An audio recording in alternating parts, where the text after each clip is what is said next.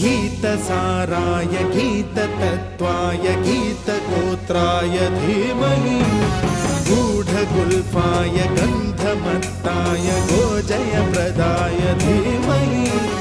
गुणातीताय गुणाधीशाय गुणप्रविष्टाय धीमहि एकदन्ताय वक्रतुण्डाय गौरीतनयाय धीमहि गजेशानाय भालचन्द्राय श्रीगणेशाय धीमहि